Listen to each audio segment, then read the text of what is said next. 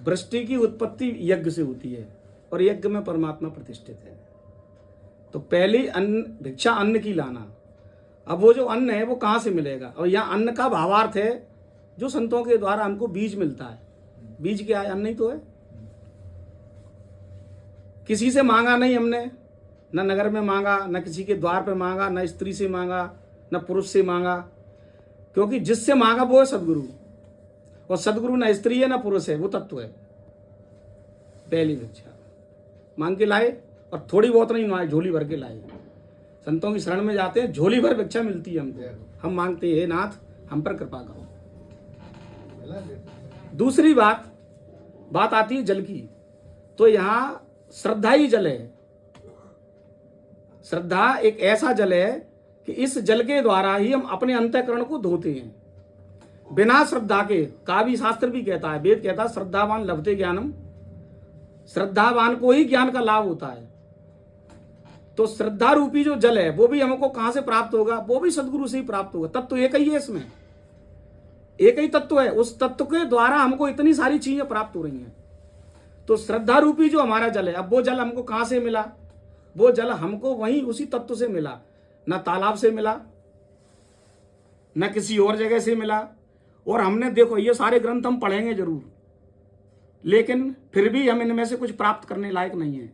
हम प्राप्त कर ही नहीं सकते, क्योंकि पोथी पढ़ पढ़ जगमुआ पर पंडित भयानक हुए, और ढाई आंखर प्रेम का पढ़े सो पंडित हुए।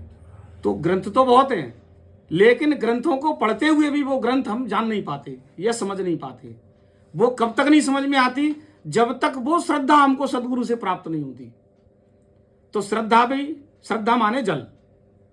वो जल महाराज मैंने आपके देखा है, वो कहते हैं ना जल की भिक्षा, वो लास्ट में कहते हैं झाड़ी भर के लाना। झाड़ी भर के लाना, झाड़ी कहते हैं ना इन कोयों को, ये दोनों भर जाते हैं अपने आप। तो वो महाराज आपके अंतर्याम से जब चाहो तब प्रकट हो जाती है। अब यहाँ से आती है ना, तो ये नदी है, ना ये बावड़ी है, ना ये कुआं है, और ना ये तालाब है।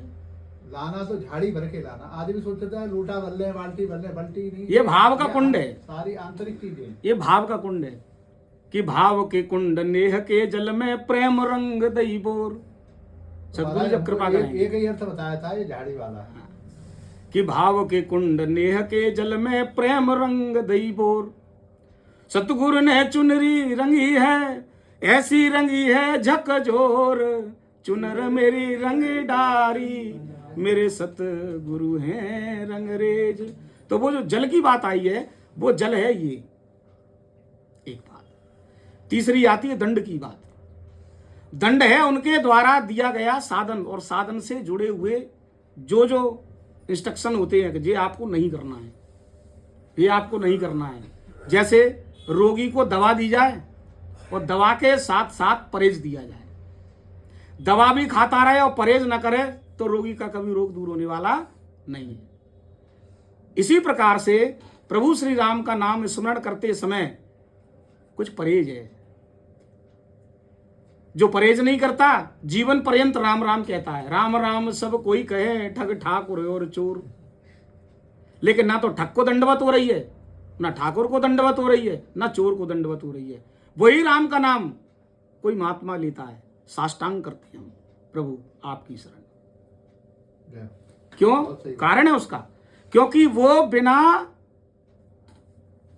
जो उसके पीछे के कारक हैं, जो उसके पीछे के परहेज हैं, कि प्रभु का नाम लेते समय इन परहेजों का हमको पालन करना है। और जब तक पालन नहीं करेंगे तब तक नाम, राम का नाम व्यर्थ नहीं है, लेकिन वो फल नहीं मिलेगा जिस फल की आप इच्छा रखते हैं।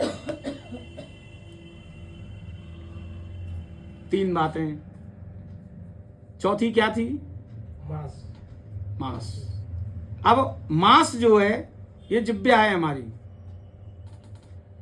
ये मांस है, मांस ही है। अब इस मांस के द्वारा आप अपनी झाड़ी को भर लो। जो बीज है इस मांस पे रख के जितना इसका घर्षण हम करेंगे, निरंतर जितना घर्षण होगा, उस घर्षण के प्रभाव से आपकी अंतरंग जो झोली है वो अपने आप लबालब हो जाएगी।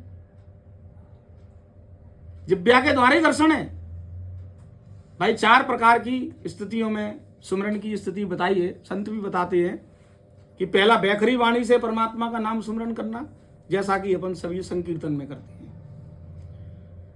बैखरी वाणी जब पकती है तो वो ही आपका जो सुमरन है वो मध्यमा में चला जाता है। मध्यमा भी जब पकेगी तो वही फिर पश्यंती में जाएगा, और जब मध्यमा, पश्यंती, बैखरी जब तीनों पक जाती हैं तो वो आपका परा में चला जाता है। परा कहते हैं चित्त से सुमरन करना, बैखरी कहते हैं जीव से सुमरन करना, मध्यमा कहते हैं कंठ से सुमरन करना, पश्यंती कहते हैं मन से सुमरन करना, और परा कहते हैं चित्त से सुमरन करना। जैसे पनियारी 10-10 घड़े रख लेती है अपने ऊपर, मटकती हुई, बातें करती हुई, और पूरी पूर्ण गति के साथ में वो चलती है। मजाल क्या है उसके घड़े का एक बूंद पानी भी छिलक जाए। चित्त वृत्ति यही परम अखंडा, आपके चित्त की वृत्ति अखंड हो जाएगी। अब आप चर्चा भी करेंगे तो चर्चा जीव कर रही है, चित्त सुमरन में।